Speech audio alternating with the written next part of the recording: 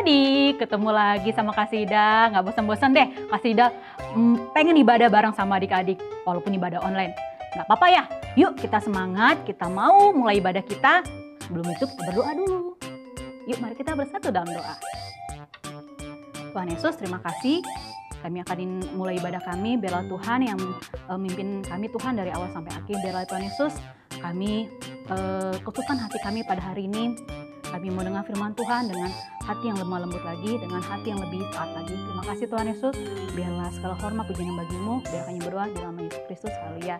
Amin. Pasti adik-adik udah siap dengan firman ya? Udah ambil kitabnya? Udah duduk rapi? Wah, adik-adik di rumah semuanya sudah makan tadi?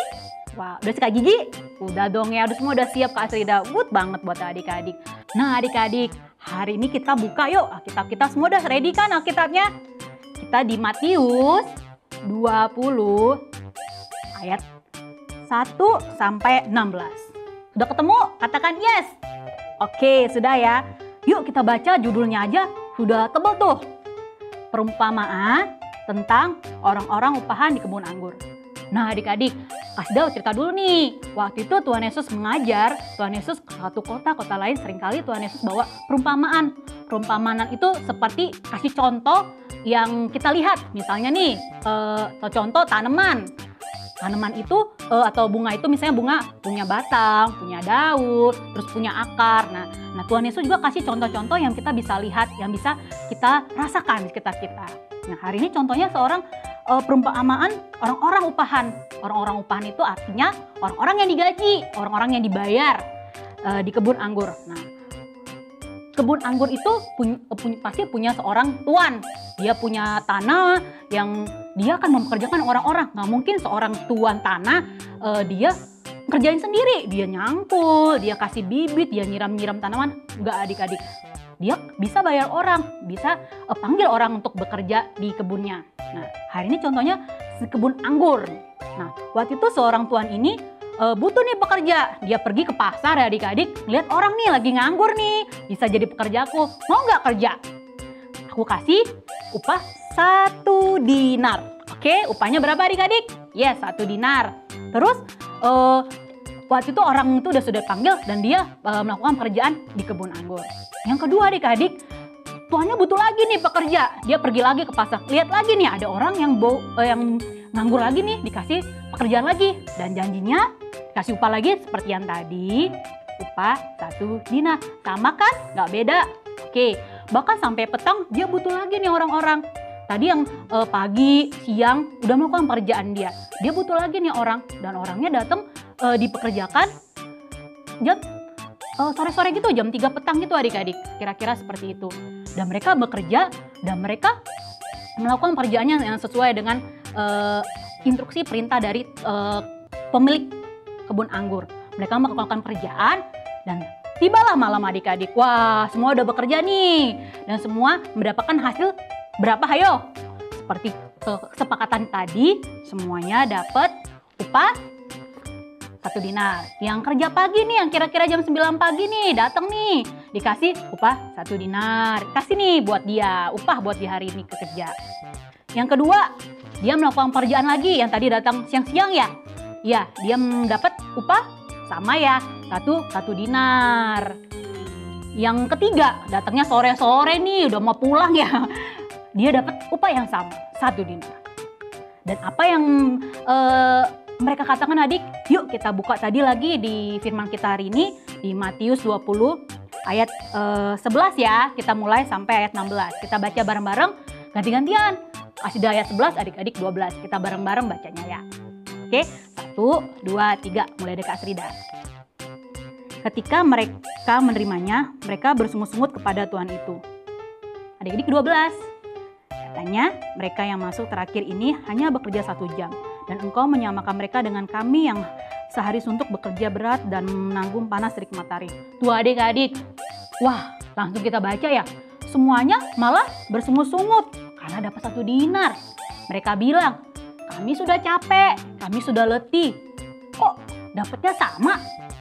Aku kan datang pagi, lah dia datangnya sore-sore cuma sejam lagi kerjanya gitu ya adik-adik ya. Terus 13 ya, Kak sudah bacain buat adik-adik. Tetapi Tuhan itu menjawab seorang dari mereka, "Saudara, aku tidak berlaku tidak adil terhadap engkau. Bukankah kita telah sepakat sedinar sehari?" Tuh, ingetin lagi tuh Tuhan pemilik kebun anggurnya bahwa kita kan udah sepakat tadi waktu aku mau ajak kamu kerja, semuanya dapat upah 1 dinar. Kan nggak ada bedanya. Aku sudah bilang kita sepakat 1 dinar. Selanjutnya ya, ayat 14. "Ambillah bagianmu dan pergilah. Aku mau memberikan kepada orang yang masuk terakhir ini sama seperti kamu." Jadi semua sama adik-adik. Mau yang datang pagi, siang, bahkan yang akhir, semuanya sama. "Tidakkah aku bebas mempergunakan milikku menurut kehendak hatiku? Atau iri hatikah engkau karena aku murah hati?" Ayat 16. "Demikianlah orang-orang yang terakhir akan menjadi yang terdahulu, dan yang terdahulu akan menjadi yang terakhir." Tuh adik-adik, semuanya mereka malah bersungut-sungut. Banding-bandingin nih, kamu datang yang terakhir, seharusnya kamu dapatnya lebih dikit dari aku. Aku enggak, aku yang lebih lama, aku harusnya dapatnya lebih dari kamu. Bahkan si pemilik tanah bilang, karena dia murah hati, dia kan sama membayar upah mereka. Tuh, banding-bandingin tuh, yang lain lebih besar, yang lain harusnya lebih kecil. Mereka nggak suka, malah mereka ngomel-ngomel, mereka bersungut-sungut ya adik-adik ya. Baik nggak dengar kayak gitu, baik nggak dilihat kayak gitu, nggak ya? Nah, begitu juga hidup kita. Yuk, kita nggak mau jadi orang yang banding-bandingin. Misalnya, lihat temen, wah dia punya mainan baru yang lebih wow. Terus wah dia naik mobil yang mewah banget. Sedangkan aku cuma jalan kaki. Aku punya mainan juga, mainannya murah-murah. Banding-banding gitu. Misalnya punya temennya ada tas yang cakep, tasnya mahal. Wah tas aku mah murah banget. Selalu banding-bandingin berkat orang lain sama berkat kita. Baik nggak begitu? Firman Tuhan bilang apa adik-adik? Kita selalu mengucap syukur. Apapun keadaan kita, apapun berkat kita, percaya itu Tuhan sudah kasih buat kita. Tuhan nggak ngelihat kamu orang kaya, kamu harus kasih yang banyak. Enggak. Tapi sudah percaya apapun yang kita dapat, berkat apapun yang kita dapat, Tuhan sudah kasih kita sesuai dengan kemampuan kita, sesuai dengan maunya Tuhan, bukan maunya kita. Semoga hari ini adik-adik diberkati dengan firman Tuhan hari ini.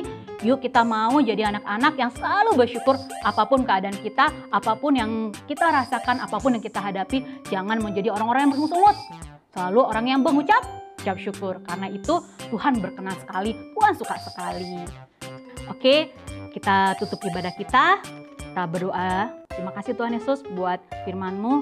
Biarlah kami menjadi taat lagi, menjadi sungguh-sungguh mengenal Engkau dalam setiap hidup kami. Apapun yang kami rasakan Tuhan, apapun keadaan kami, biarlah kami mengucap syukur dan senantiasa Tuhan dalam setiap bibir mulut kami mengucap syukur buat apapun yang kami rasakan, apapun yang kami hadapi Tuhan. Biarlah kekuatan daripada Tuhan buat kami semua, buat keluarga kami, buat semuanya Tuhan. Biarlah perlindungan-Mu, bahkan berkat-Mu, bahkan kasih setia-Mu bagi kami. Kami mengikhlaskan doa kami Tuhan Yesus, hanya dalam nama Kristus. Haleluya. Amin. Sampai bertemu minggu depan adik-adik. Sampai jumpa.